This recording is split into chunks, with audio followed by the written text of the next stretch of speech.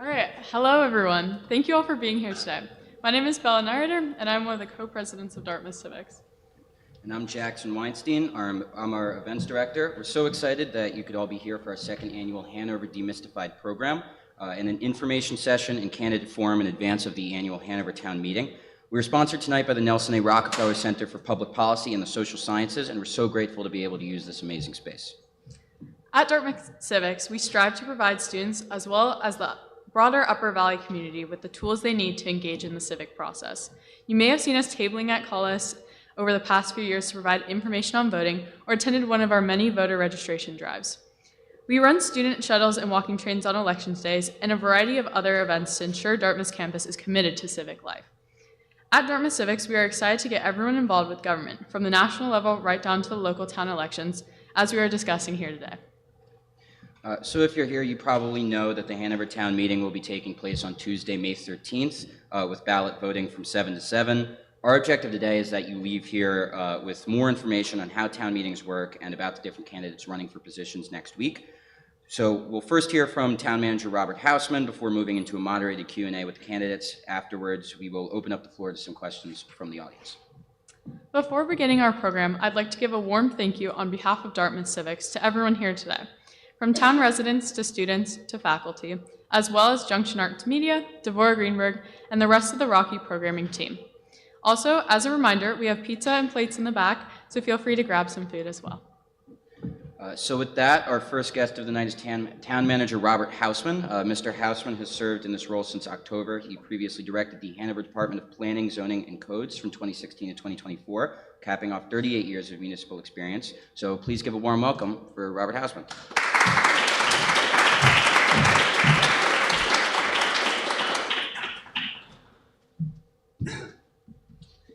Thank you, Jackson and Bella. My name is Rob Hausman. As Jackson just pointed out, I am relatively new to the town manager role here in Hanover, but have served in various capacities, including interim town manager elsewhere. So let's talk about town meeting and how it functions. Town meeting is truly the purest form of democracy. A resident can register to vote and participate at the meeting in person and vote during the ballot day. So anyone who's a resident can register, participate in the meeting by voting on the ballot, and participate in the business meeting by attending and speaking to every ballot item if they wish to. How does the meeting work? The warrant, which is considered the best way to explain the warrant, is to look at it like the agenda for the meeting. The first half of the warrant is the ballot portion, which is done by secret ballot or official ballot from the 7 a.m. to 7 p.m. window. And then the business meeting, which is the second half, starts at 7 p.m. and concludes when we're all done with the business. And it can go for a while. Last year, I think we went to almost 11 o'clock. So with that in mind, the ballot portion of the meeting is prescribed by statute. It's for the election of officers, select board. I'm jumping ahead of my script, I apologize, so bear with me. Select board, the election of officers and voting on zoning. At the conclusion of that, the information will be tabulated and the results will be given during the business session of town meeting. The second part of the meeting is known as the business meeting session, where you must be present to vote. So the ballot portion, you can vote by absentee ballot, but you cannot participate unless you're attending the formal meeting section. And every warrant article that's presented at the business session is eligible to be discussed and amended. You can't amend the purpose of the warrant, but you can amend the value, the dollar value up or down. So for example, you could zero out a budget or add money to a budget line item. So with that in mind, voting is at 7 a.m. to 7 p.m. on the formal ballot, and the official meeting starts at 7 p.m. at the Hanover High School next Tuesday on the 13th.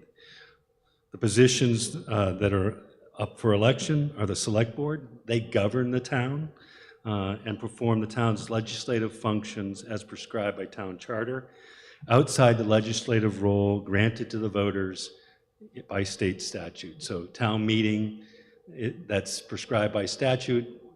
Select board runs the day-to-day affairs, hires and fires the town manager, among other things, and sets broad policy. Library trustee, the Etna Library is run by a public trustee that's elected. And the Etna Library is the original Hanover Library, for those who don't know that. It's a one-room library, and it's an amazing structure that dates back to 1905. The library trustees are elected. We have one 3-year term that's up for election, and Sherry Baker is running for that 3-year term. Trustees of the trust fund. Those are funds set aside for a specific purpose, the reserve for, and must be managed in accordance with state law. The trustees of the trust fund are elected for 3-year terms. Betsy McLean is here tonight and is running for that vacant position. Supervisors of the checklist are legally responsible for overseeing the voter registration and certification process and for maintaining the updated voter checklist. The terms are 3-year terms. We have one vacancy, and Marcia Kelly has filed for that position. Town clerk is responsible for overseeing the implementation of all elections. Last year there were 5, so it's a heavy lift in big years. And also vehicle registrations, dog licensing, birth certificates, and death certificates. Town staff takes on a portion of that, but technically that's prescribed by statute. The current town clerk, Bobby Hitchcock, who's in the back of the room, has chosen not to run for re-election, and Stacy Walsh has thrown her name into the ring, who is actually the deputy town clerk currently for a 3-year term. And then finally, there's the election of the cemetery trustees. There are 3 trustees that oversee the rules and regulations governing cemeteries, public cemeteries in the town of Hanover in accordance with our ordinance. For municipal cemeteries, there's 1 3-year term available, and Jennifer Ross, taxman, has filed for that 3-year position. With that, I'm happy to entertain any questions, if there are, if you'd like to go that route.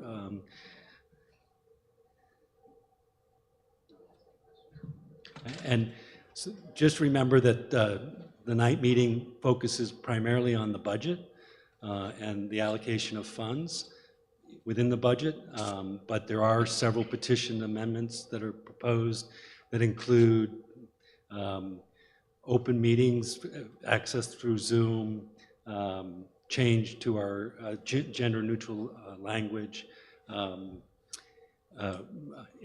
ordinance modifying our fair policing ordinance to prohibit the town to participate with an agreement with ICE, and a funding restriction on school funding so that it cannot be used for private vouchers unless the schools, unless the government can show that it's fixed and capable of supporting public schools. With that, thank you all.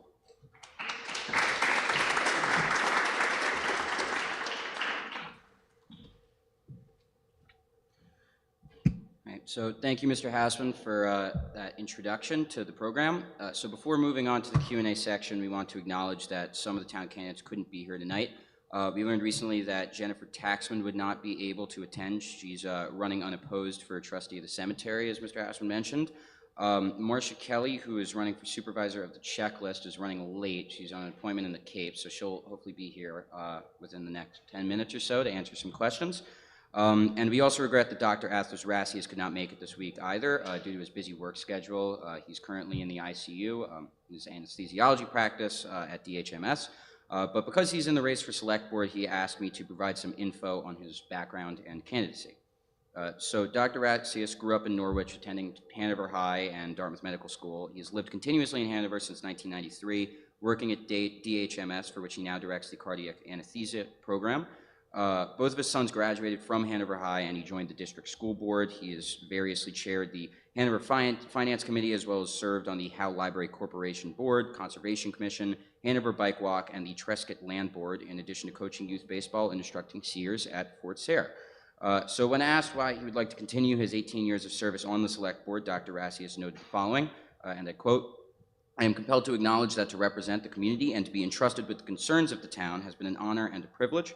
I take this responsibility very seriously. I do not have a platform of agenda items. Indeed, the select board should not be politicized, for that is counterproductive and is an impediment to progress.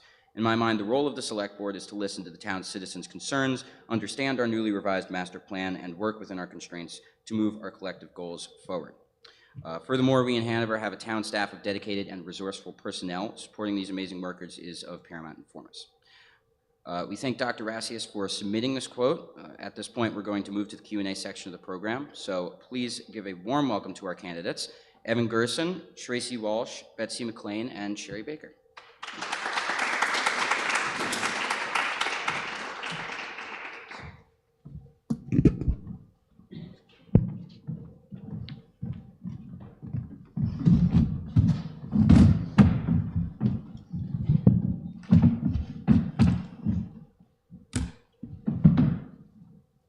Amazing. Thank you, candidates, for taking time out of your busy schedules to be here today. Let's start with some introductions. If you could just go around the table and tell us what position you're running for, why you're running, and a little bit about your history here in Hanover, that would be a great start. Let's begin with you, Mr. Gerson. Hi, my name is Evan Gerson. I see a lot of familiar faces here. I have been in Hanover for the past 2 years, working nonstop as an advocate for our community. I serve currently as the vice chair of the Hanover Bike Walk Committee, a member of the Capital Improvement Program Committee, and as the deputy town affairs liaison for Dartmouth Student Government. And I'm running because I'll get into it a bit later, but I do disagree heavily with the statement that the select board is a non-political entity. I believe that especially in the current times we're in, and when we have a housing crisis across the state of New Hampshire, with 55% of people believing we're in a housing crisis, and 70% believing it is one of, if not the most important issues in the state, I believe we need to take action. That action needs to be decisive. And when we're a place as intelligent as Hanover, we need to take these steps in taking action. Thank you. Hi there. So I am Tracy Walsh, and I've been in Hanover essentially since 1987. For this audience, I'd say I'm a member of the Dartmouth class of '91, and I am one of those alums who stayed. I have been here pretty much all the way through, except for grad school.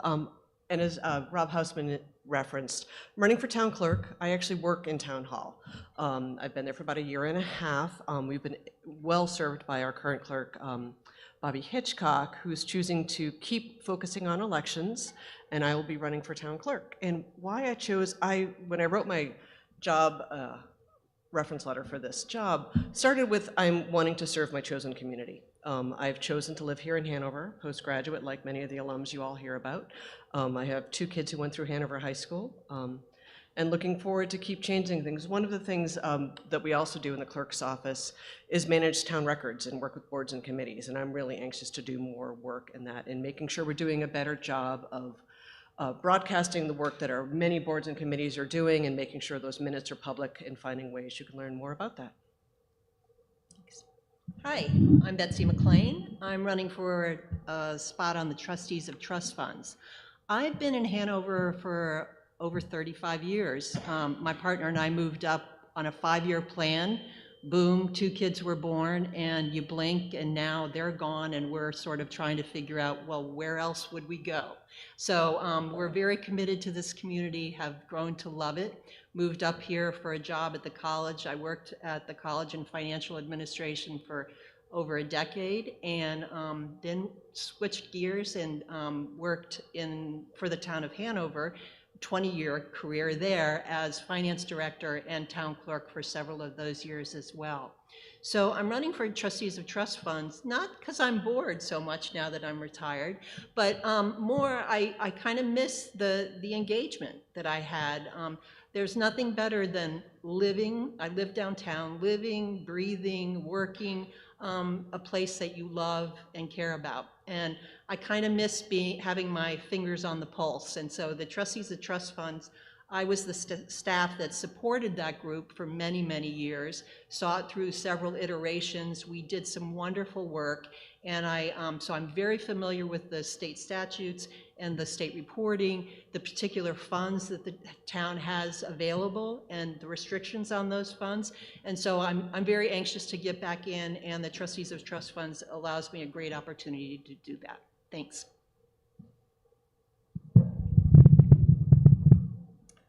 Good evening. I'm Sherry Baker, and I'm running for Board of Trustees for the Etna Library.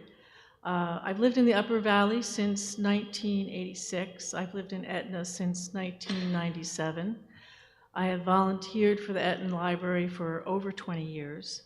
I love the Etna Library. It's a great community resource for all ages of our population, children, teens, and adults.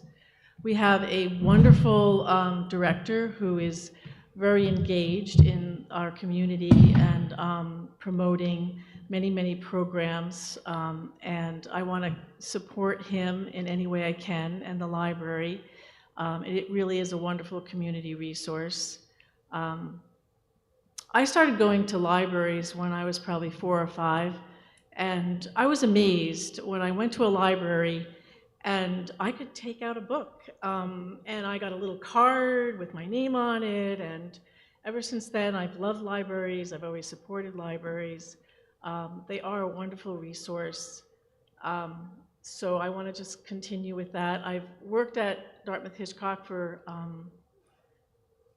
very close to 39 years. I'm about to retire, so I'm going to have a lot of extra time to devote my time to being on the Board of Trustees and supporting the library in any way I can.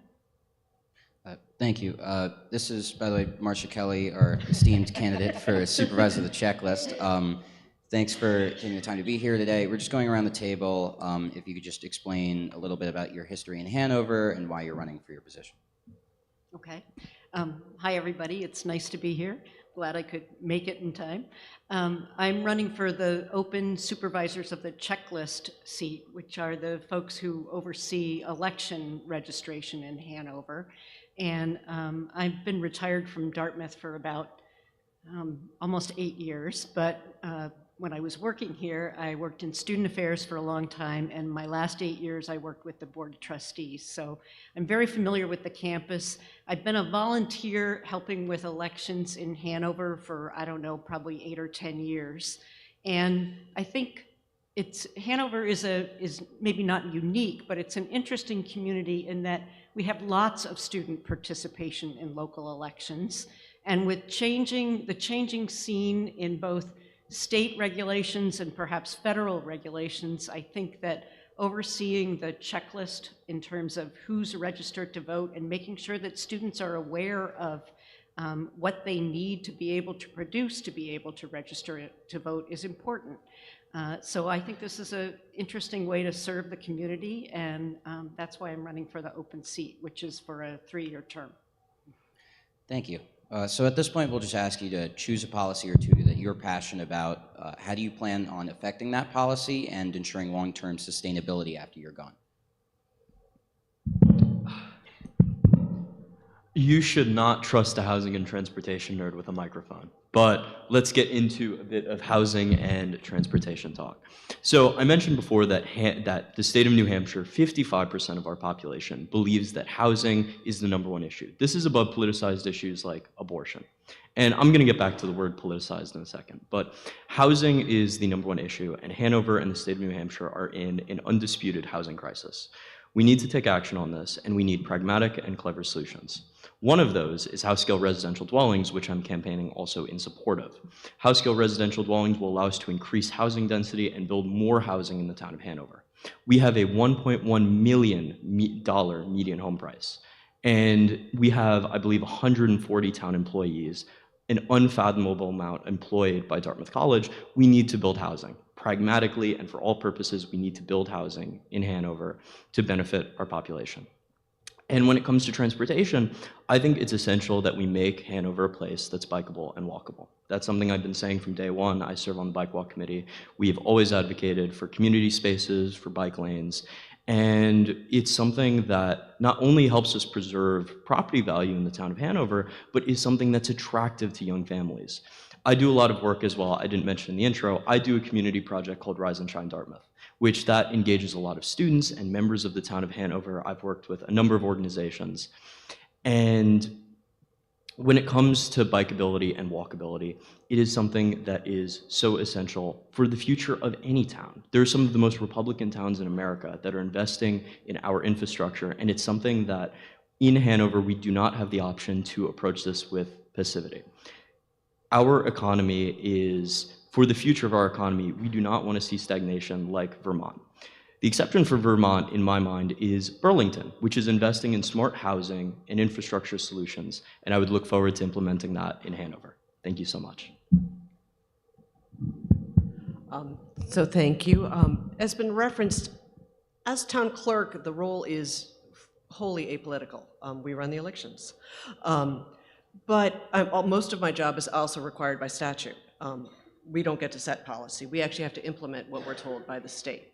But taking a step back, one of the things that is interesting in New Hampshire right now, town clerks are required to be elected in all of our municipalities, and cities are appointed. I'm also a municipal agent, so Rob Hausman mentioned my office does all the things, the dogs, the cars. It's very significant work, and a lot of our smaller towns, it's getting harder and harder to do the work. So it's not quite a policy, but I'm looking forward to taking part in the New Hampshire Town Clerks Association to think about how the profession of clerk can evolve over the next 5 years, 10 years. The work is getting harder. I'm a paid staff person, so I'm able to dedicate it to it wholly, but it's getting harder to find folks to fill some of these roles around the state. Well, we're just moving down the line. So trustees of trust funds, again, that's really more of a custodial role.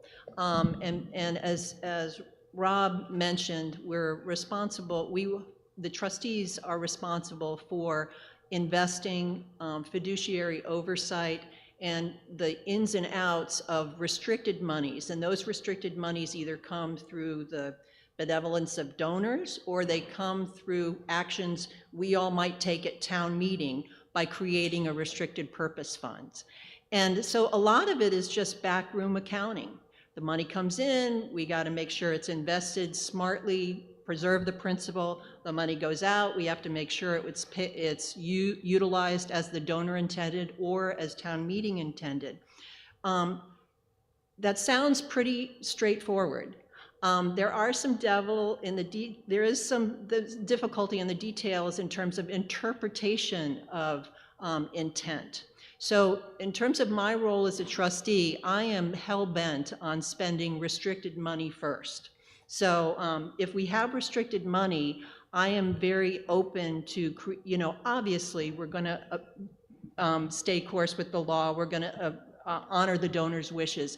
But I want us to really look critically at utilizing those restricted funds in ways that might be able to subvent tax money.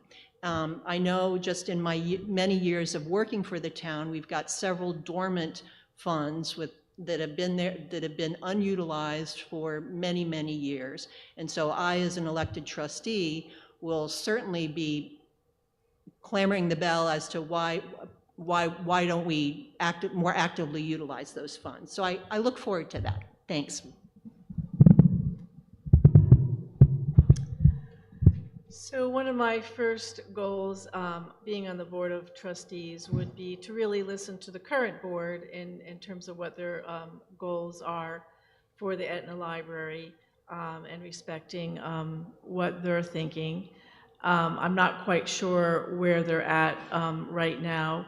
I do know that I am extremely concerned about what our federal government is doing with cutting funding for libraries. I'm very concerned about that, so I do have some ideas for maybe some additional fundraising for the library to make sure that we can meet the needs of the programs, the wonderful programs that our director is implementing at the library. I don't want to see any of those things go away because of funding. So that's a high priority for me, as well as to make sure that all members of our community, not only children and young adults and regular adults, but older adults of our population can be served by our library with their needs. As you get older, older adults often have issues with hearing or vision, and we need to make sure that we provide resources for them to continue to be able to use library resources to enjoy books the way maybe they used to and couldn't any longer. So that's kind of a high priority for me as well.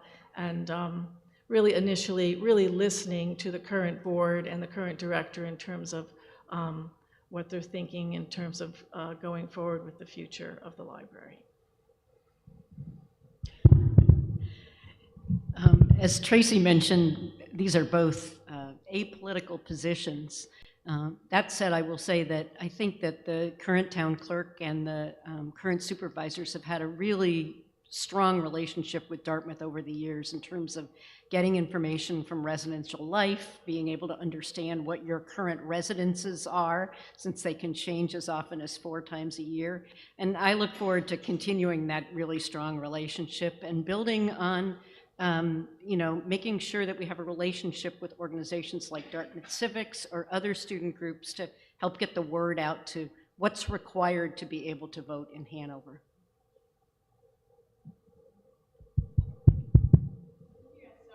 Very thoughtful answers. Following up, how do you guys plan to engage with town residents and or students in your plans for the town? This is actually one I'm very personally excited to answer. So I mentioned I do Rise and Shine Dartmouth, and the point I was getting at before was I actually had someone reach out to me who's moving up to Lebanon with their family and their business, and they said they were very inspired by the energy that we were bringing to Hanover, the fact that we're approaching all of this with pragmatic policy.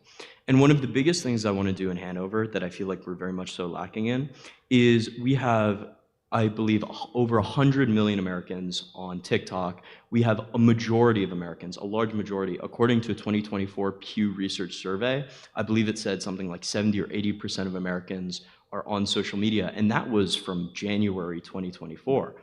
So I believe Hanover, just as Claremont just did, Claremont, New Hampshire, needs to have an online presence. We need to have people engaging in that way with our community. And we know our community is using these platforms because I've seen it. Because I do a community account that's engaging with multiple orgs in the Upper Valley and multiple student groups as well, that we need to approach this pragmatically. That when we have an option before us, when we need to address Hanover's economy, we need to boost our economy, do we want to cut down trees to build billboards, or do we want to do something that we know for a fact people are going to see?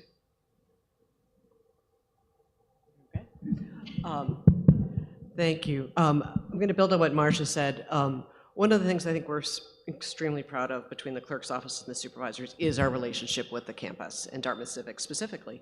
We partner with you on the voter drives, and we feel it's vitally important.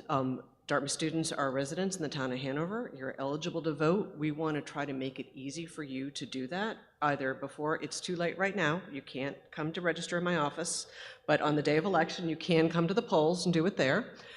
But if I think of last fall when we were registering students, we were actually overwhelmed. I might have seen some of you. Thank you. Beyond that, the clerk's office is essentially service. I can think of, hopefully he's not here, I have one Dartmouth student whom I've met with 3 days in a row trying to pull back on a very complicated car issue. You all, when you register your cars, that's our office. We work with students. We try to make it easy. We try to educate you a little bit on how you do our work in our office, but we viewed it really as a partnership. And where it is most visible is during elections, but there are many other times where students are coming through our office. When you want to go get that New Hampshire driver's license, we're the ones who do your residency letters. And that's also in the partnership, as Marcia said. All of you are now armed with your letters from ORL when you need to come see us. And we've set this up, we've made it seamless, we've made it quick, and we're trying to help you really take advantage of what you can do while you're living here in Hanover. And again, the trustees is a custodial role. So in terms of outreach, there really isn't much of an opportunity to drum up interest in our meetings. However, the meetings are always, they're public forums, and so everybody is welcome. They're posted on the website. And I'd like to get back to making sure that the minutes of those meetings are posted as well. Because I know in attending many of those meetings over the several years, I learned a lot about investment strategy. I learned a lot. There were very, very wise people around that table. And so certainly trying to make sure that the minutes are posted and available, and being very responsive to any outside inquiries into the business of the trustees, I pledge that we will be.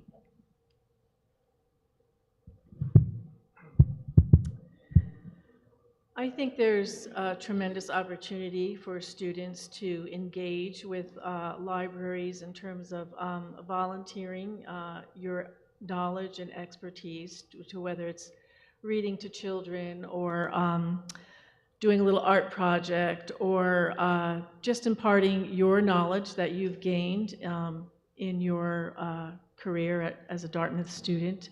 I'm sure you all have various levels of expertise, whether that's in the field of STEM or arts or literature. So I think there's a lot of opportunity for students to come to the Etna Library and offer a program or volunteer your services, which would just enrich the community of all age groups. So I would like to promote that. I think that would be a wonderful opportunity, not only for the students, but for the community as well.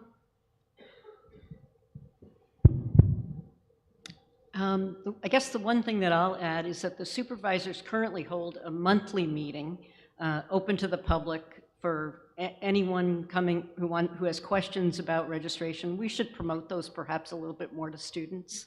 And I think staying on top of pending legislation and being able to communicate to students what might be happening in the state that you should be aware of, things that might be changing in terms of requirements, we can provide that information to you.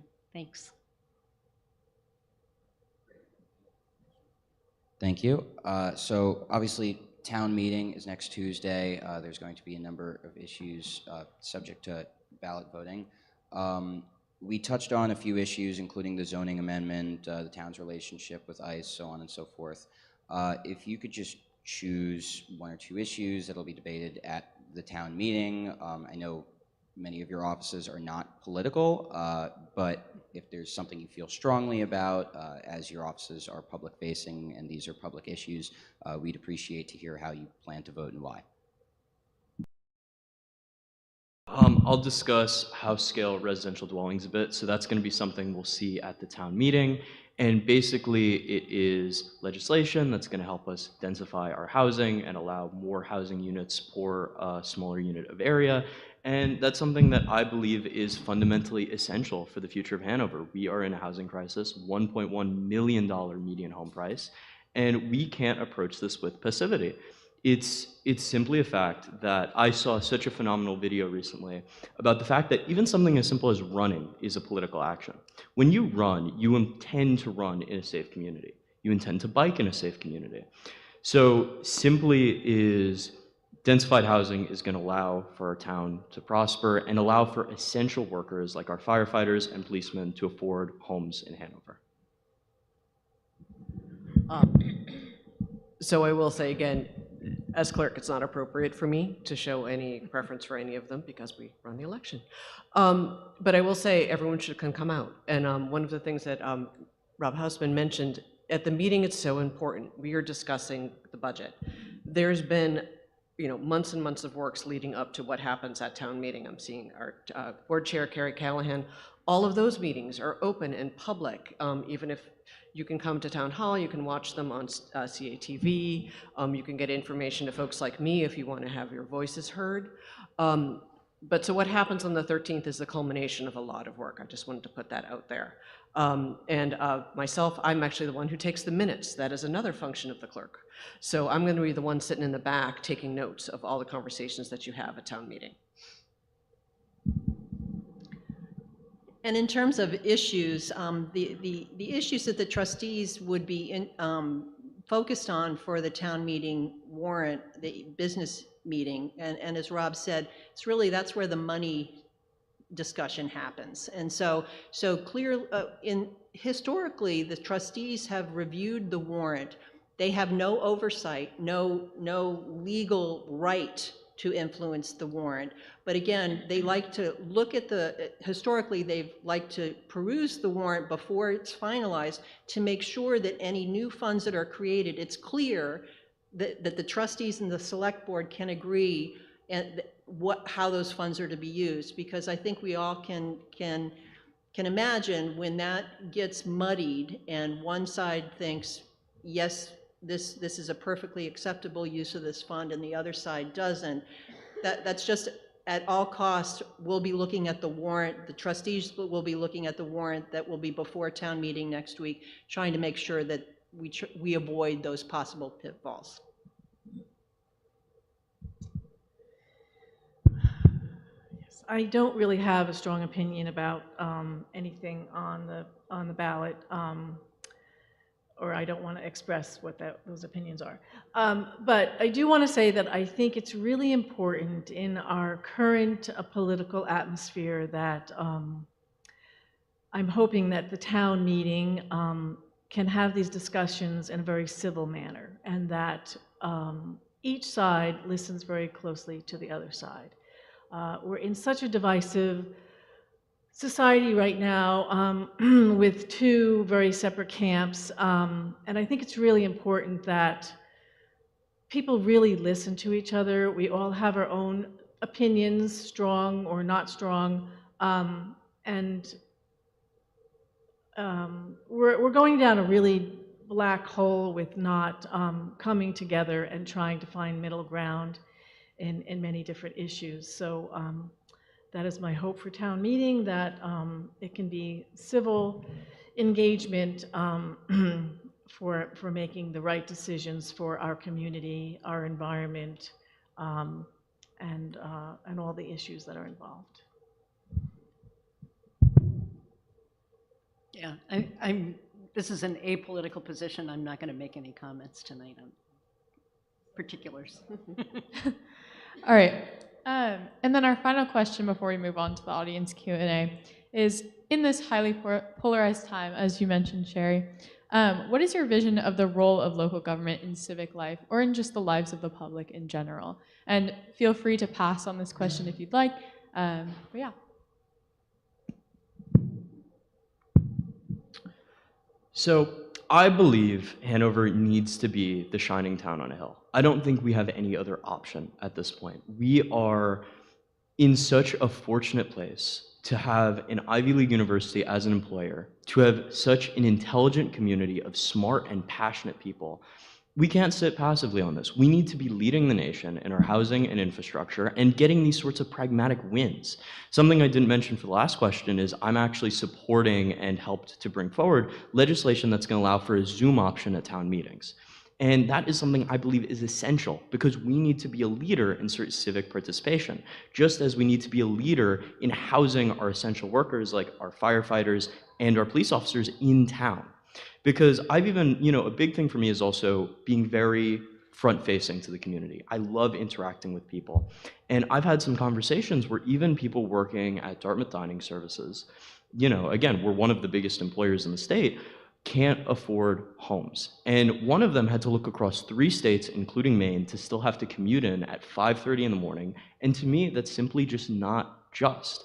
We need to be taking these sorts of easy win actions, for example, showing up today to advance our town forward. And we can't approach this with passivity. Thank you very much. So I'd just build on kind of Sherry and Evan. I think it is about showing up. I think in this time when times are so politicized and we have many folks very entrenched in different ideas, I think local government is a place where we can start having better conversations, discuss issues, and changes can be made. They may feel smaller, incremental, but they can be more immediate, where we're not feeling like we're seeing change in other parts of our personal and professional lives. I'm hoping that some of the polarization actually leads folks to wanting to become more involved in their local government, and I'm welcome seeing more of that happen. I really have nothing to add to what's been said already. Thanks.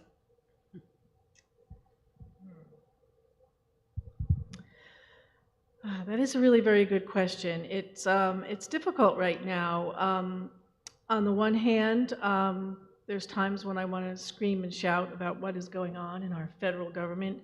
I actually attended my first protest ever in Concord a few weeks ago, and it was an extremely emotional event because there's so many issues that we're all dealing with. It's not just one. It's not like the Vietnam War or the rights for equality. It's so many issues that touch so many of us. So if we can come to together as a community and recognize all of the issues and have a platform to express our opinions, I think that's really valuable. And to once again really listen to each other and try to address the concerns that really impact our community, and not just our community, because we are an extremely wealthy community. And it's a fantastic community. It's incredibly rich with not only the college, but the hospital, various types of industries, and our environment as well. There's hundreds of trails and preserved land and forest in the town. I think we need to do more outreach to other towns that maybe don't have as much as we have, and try to be as supportive of those towns as well. Hanover has not done as much as it should for housing. I totally agree with Evan. We've sort of pushed that onto other communities, Lebanon, Hartford. It's time for Hanover to step up and try to really embrace this issue and to try to support people who come into our town and work in our businesses, for your college, for the hospital, and be able to provide housing or affordable housing for people. So there's so many issues that could be addressed by our community. It just has to be a collective will to do so. And I think if we can all do that together, I think we can accomplish a lot. Thank you.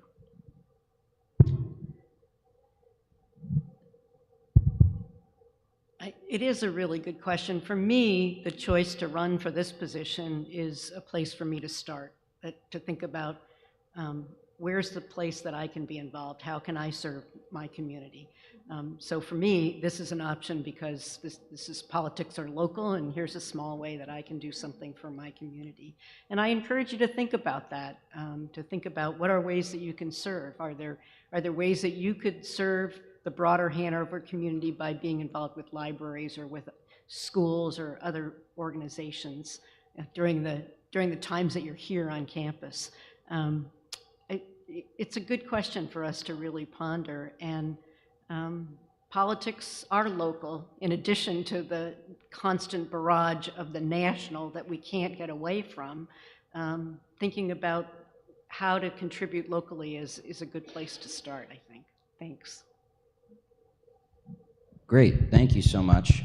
So at this time, we'd like to turn the floor over to the audience for any questions you might have. We do have mic runners in the back, so we strongly encourage you to ask questions. If you'd like, feel free to direct your question to any one of the candidates in particular or to all of them. Don't raise your hands all at once, please.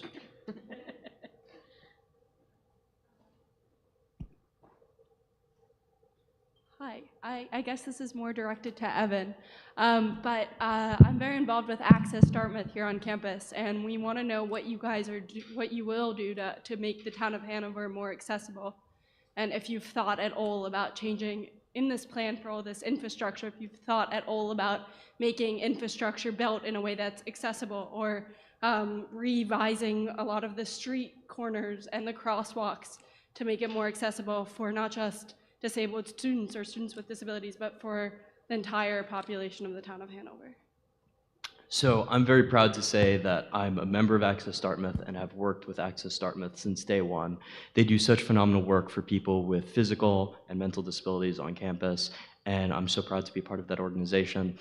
I've even sent emails to Rob Hausman about some of our infrastructure faults. We need to have an accessible town. I've advocated multiple times to the town of Hanover and to Dartmouth College to always follow ADA accessible guidelines and to build an accessible town. We are a town where diversity is our strength, and that comes with diversity of physical abilities as well. We have new wheelchair users on campus, one of whom I believe is here today, and this is not something we can take lightly. We need Hanover to be accessible politically and physically for all our residents. Thank you very much.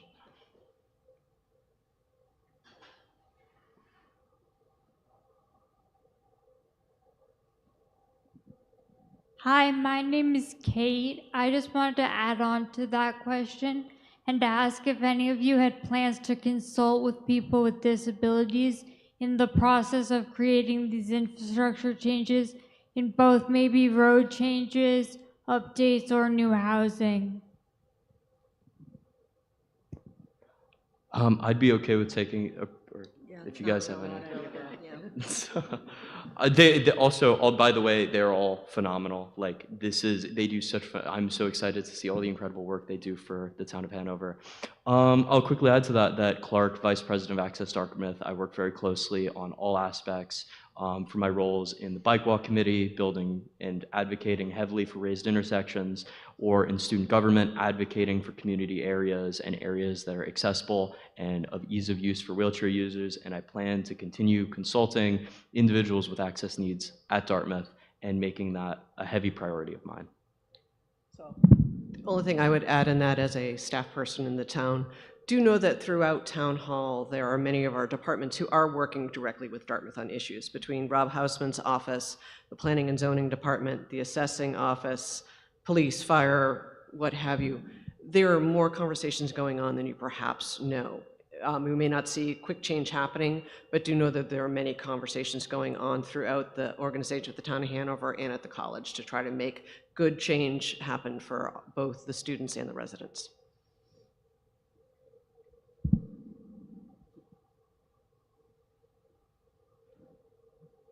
All right, if there are no more audience questions, never mind.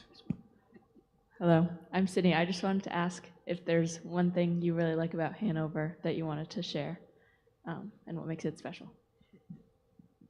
Well, I'll take this on behalf of my house and family. As I said, I've been here since I was a student, and one of the things I love about Hanover right now is, and if you have not been, we have just added snowmaking in the last 2 years to Oak Hill, and as the wife of a Nordic skier who's been waiting for this for 25 years, it's one of my favorite places in Hanover. It's in my backyard, and it's full four-season use now between Storrs Pond, the skiing, the mountain biking, just walking on the trails. So it's one of my favorite places in town.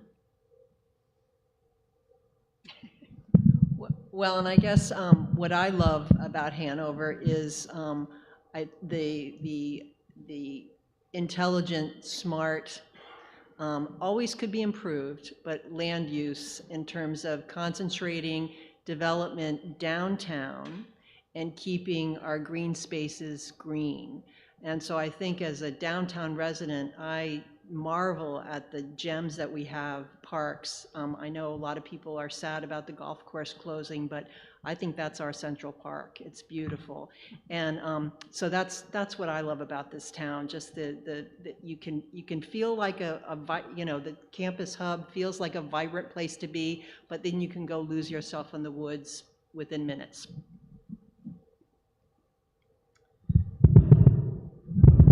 I'd like to second what Betsy said. I live in Etna, so we're a slightly more rural. Across the street from me is the Appalachian Trail and many other trails that we take advantage of all the time. It really is a beautiful place with lots of different wild animals that we can encounter and see on a regular basis.